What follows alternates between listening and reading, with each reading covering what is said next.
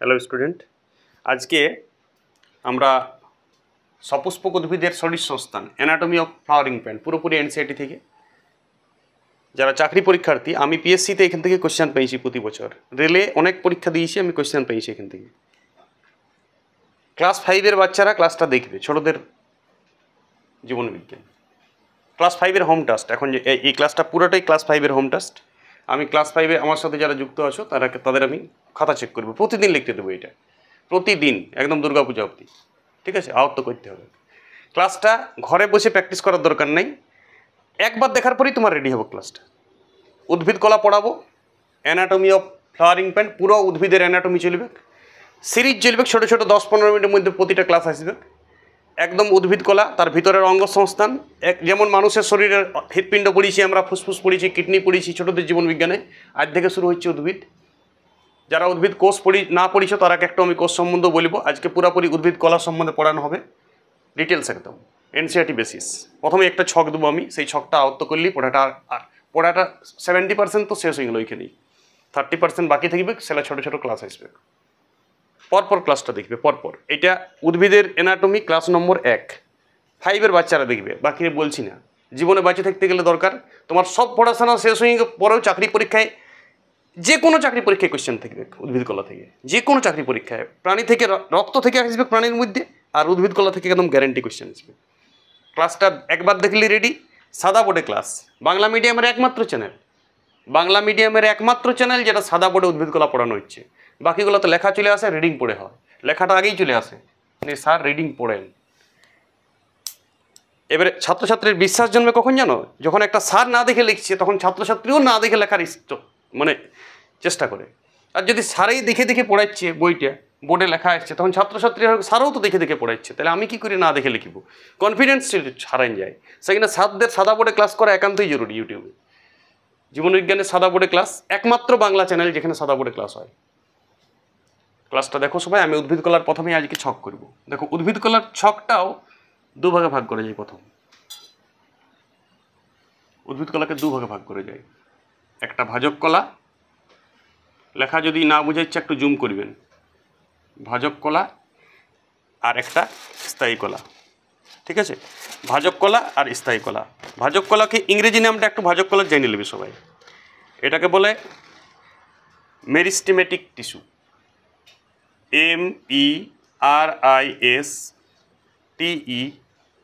MERISTEMATIC, meristematic tissue. Tissue মানে তো কলা, সবাই জানো, TISSUE। উদ্ভিদ কলা আমরা তো আজকে প্ল্যান্ট টিস্যু পড়ছি। প্ল্যান্ট টিস্যু, টিস্যু কি সেটাও আমি বলবো, কলা কি সেটাও বলবো। শুনো, কতগুলা কোষ, যেমন উদ্ভিদ কোষের কী থাকে, উদ্ভিদ কোষের বাইরে কী থাকে জানেন সবাই? কোষ প্রাচীর। বাইরে কী থাকে? কোষ প্রাচীর। আদর্শ কোষ আমি অনেক ক্লাস দিয়েছি ইউটিউবে। কোষ প্রাচীর, কোষ প্রাচীরের পর কোষ পর্দা, কোষ পর্দার পর নিউক্লিয়াস, নিউক্লিয়াসের পর প্লাস্টিড, রাইবোজোম, লাইসোজোম, যা আছে কোষে সব থাকে, শুধুমাত্র বাইরে কোষ প্রাচীর থাকে। আর অনেকগুলো উদ্ভিদ কোষ যদি একসাথে দলগতভাবে, উৎপত্তিগতভাবে, গঠনগতভাবে এবং কার্যগতভাবে একটা সেটিংয়ে থাকে, ধরো 50,000 উদ্ভিদ কোষ অনেকগুলো মিলে একটা কাজ করছে, কোনো গঠনগত, দেখতেও একই, ডিজাইনও একই, কাজও একই, সব একই, তখন এই কোষ সমষ্টিকে বলা হয় কলা বা টিস্যু। কলা কি বুঝতে পেরেছ?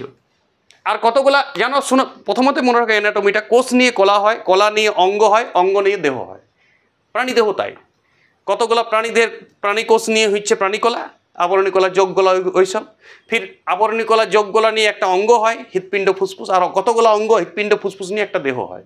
উদ্ভিদেরও তাই, ওয়ারও কোষ থাকে, ওয়ার কোষে শুধু বাইরে কোষ প্রাচীর থাকে, আমরা জানি সবাই, বাকি নিউক্লিয়াস থাকে। আর উদ্ভিদ কোষে আরেকটা ইম্পর্টেন্ট অঙ্গ থাকে, প্লাস্টিড, যেটা প্রাণী কোষে থাকে না। প্লাস্টিড আর কোষ প্রাচীর, এই দুটো উদ্ভিদ কোষে স্পেশাল, বাকি প্রাণী কোষের মতন সব কিছুই থাকে।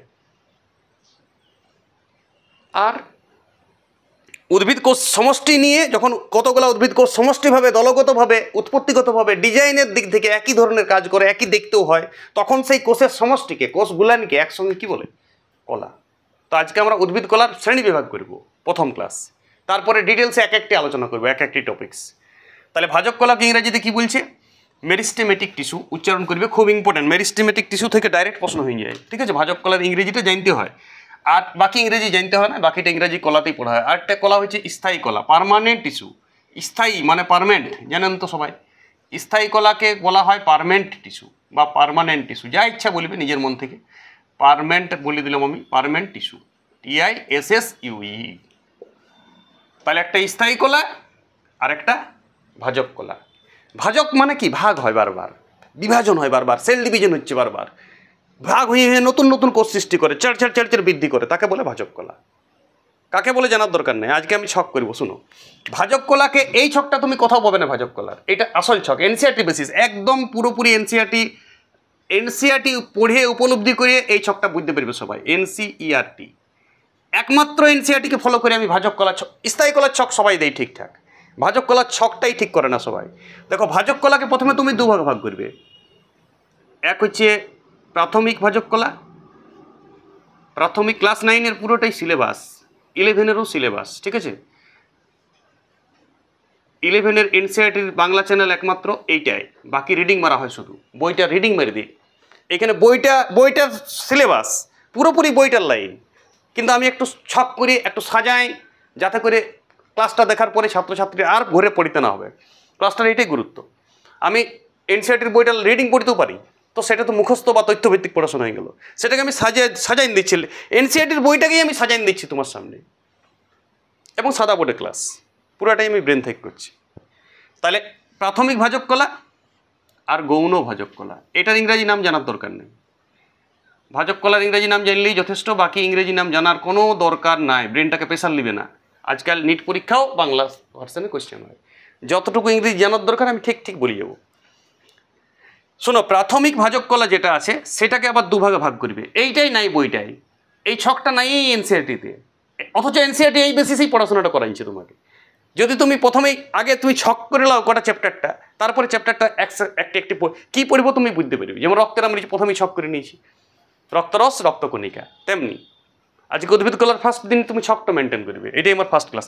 প্রাথমিক কলাকে দুভাগে ভাগ করা যায়, প্রাথমিক ভাজক কলাকে দুভাগে ভাগ করা যায়। এক হচ্ছে লেখা এসছে, এক হচ্ছে অগ্রস্থ ভাজক কলা, অগ্রস্থ ডগে থাকে এইটা, অগ্রস্থ ভাজক কলা সবসময় ডগেল থাকে, এপিয়াল টিস্যু বলা হয়। অগ্রস্থ ভাজক কলা ডগাই থাকে, যে কোনো উদ্ভিদের ডগাই থাকে, এটাকে এপিকেল বলে। এপিকেল মানে অগ্রস্থ, ডগাই থাকে। আমি দেখাবো এখনই, পুরোপুরি প্র্যাকটিক্যাল দেখাবো উদ্ভিদ থেকে। তারপরে থাকে নিবেশিত ভাজক কলা, নিবেশিত মানে একটু ভিতরে থাকে, কোথায় থাকে আমি ছবি এঁকে বুঝাচ্ছি একটু পরে। নিবেশিত ভাজক কলা, নিবেশিত, অগ্রস্থ আর নিবেশিত, প্রাথমিক ভাজক কলা দুটোই, ঠিক আছে। এইটাকে বলা হয় ইন্টারনেল। ইন্টারনেল মানে বুঝছো তো, ভিতরে। ইন্টারনেল তো তোমরা পরিচিত এইসব কথার সঙ্গে। এপিকেলটা একটু কম শুনেছ, অগ্রস্থ।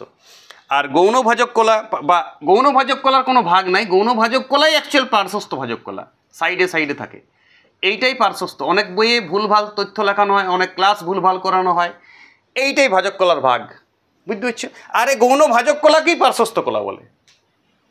প্রাথমিক থেকেই গৌণ হয়, যেমন মূল একক, প্রাথমিক একক, আর ওয়ার থেকে গৌণ একক মানে মৌলিক একক, ফিজিক্সে পড়িয়েছো তোমরা। ঠিক তেমনি স্বরবর্ণ যেমন তার থেকে ব্যঞ্জনবর্ণ সৃষ্টি হয়, ঠিক তেমনি গৌণ ভাজক কলা, গৌণ ভাজক কলাকেই পার্শ্বস্থ ভাজক কলা বলা হয়।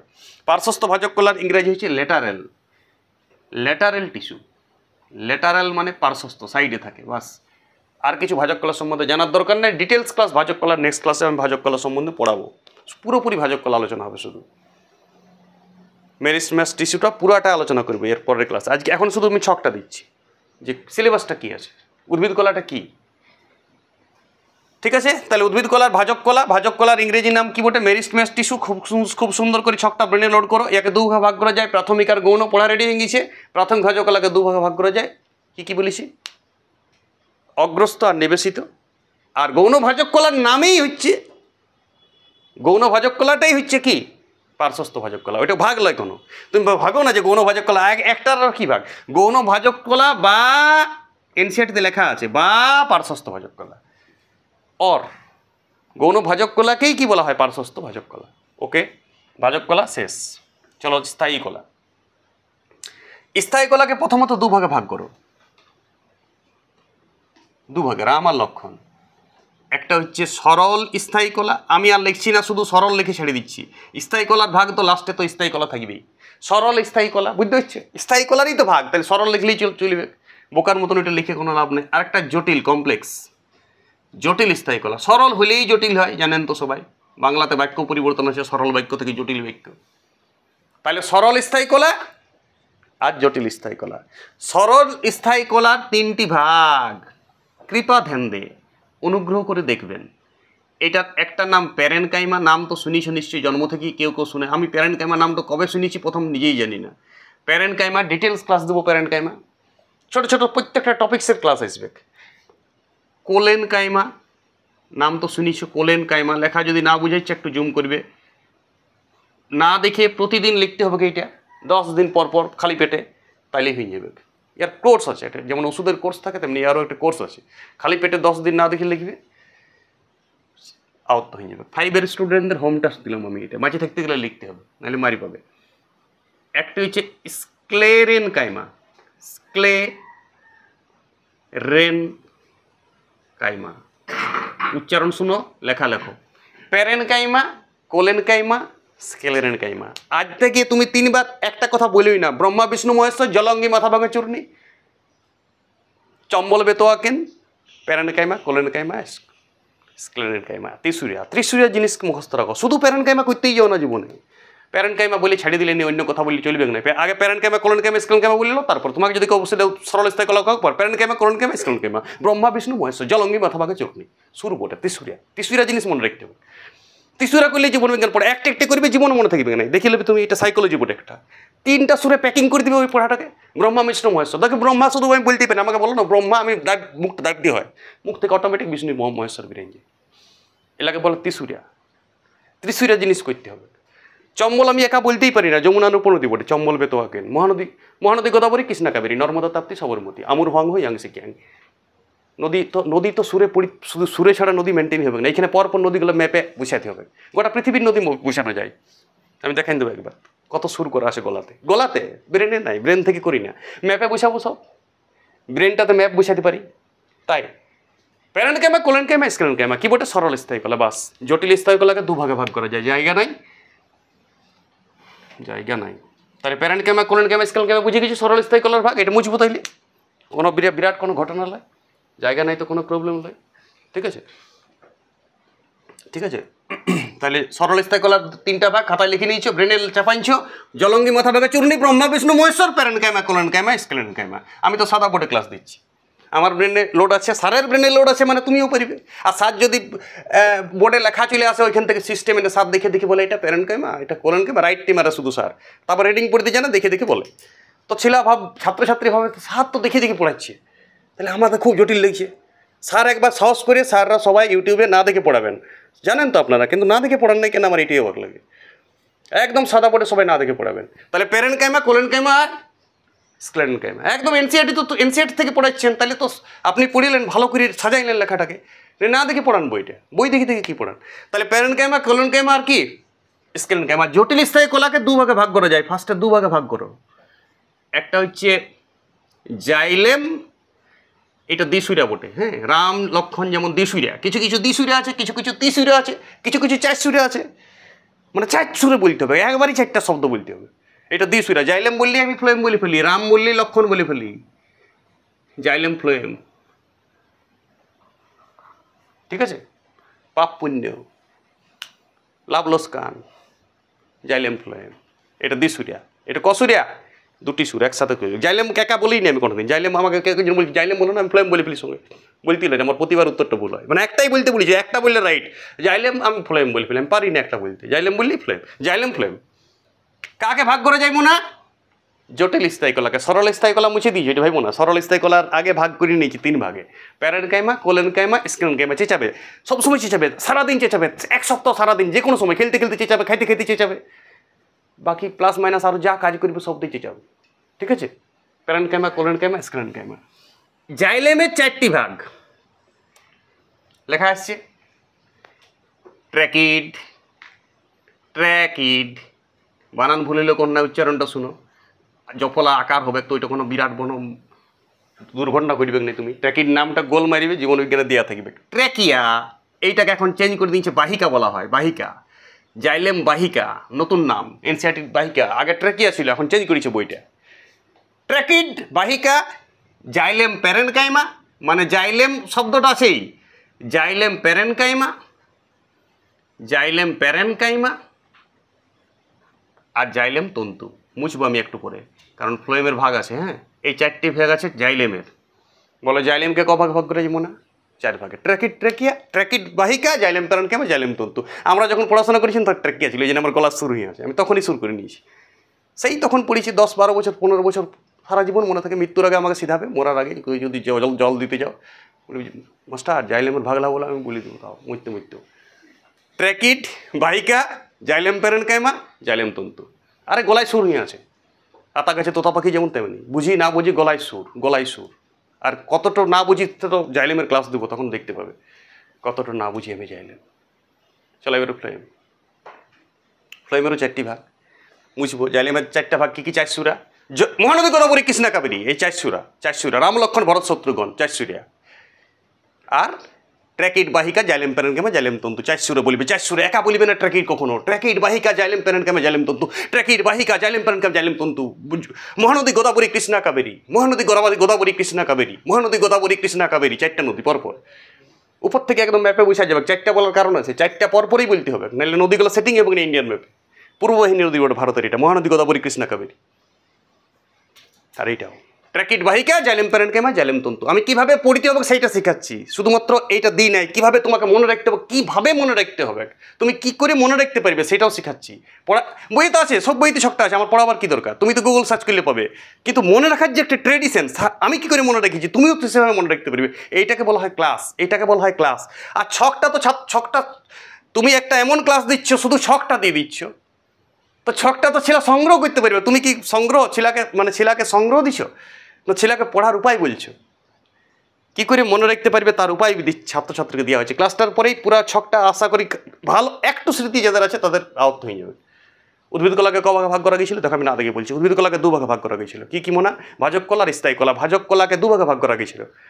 প্রাথমিক আর গৌণ। প্রাথমিকের 2টা ভাগ, অগ্রস্থান নিবেশিত। গৌণ ভাজক কলাকেই পার্শ্বস্থ ভাজক কলা বলে।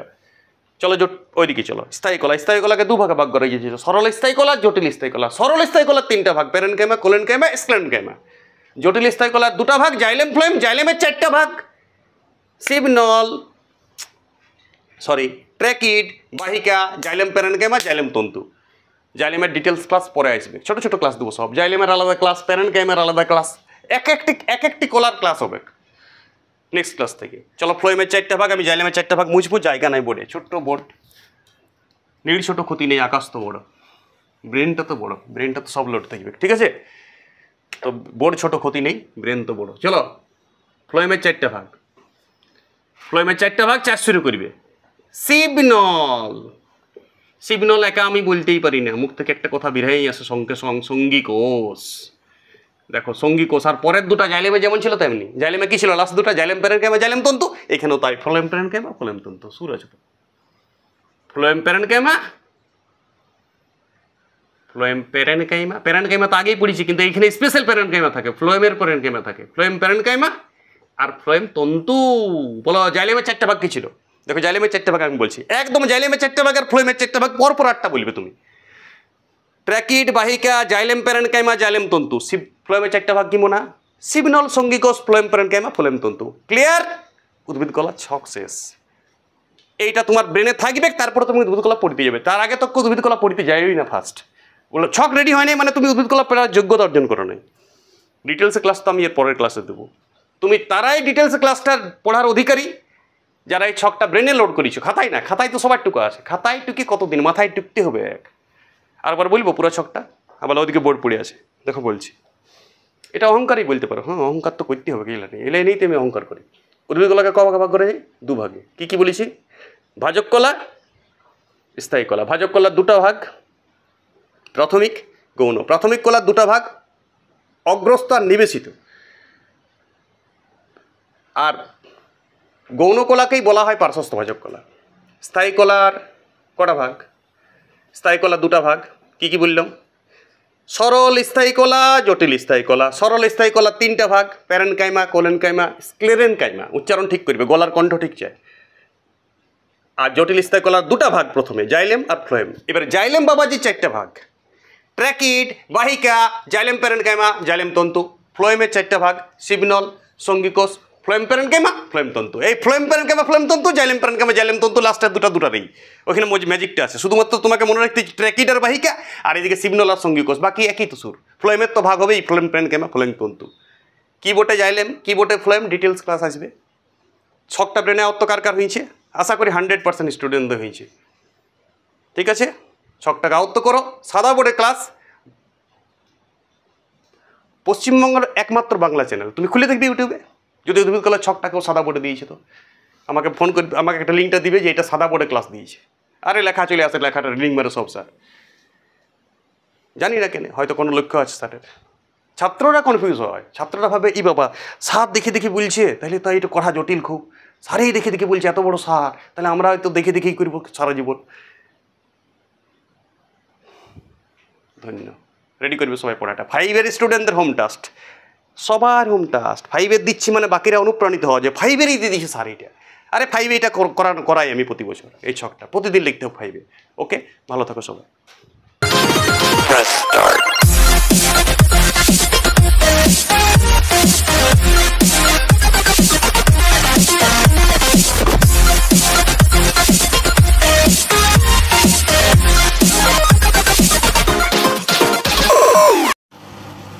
बस नहीं नहीं 10 सेकंड नहीं है ना 10 सेकंड नहीं बुझा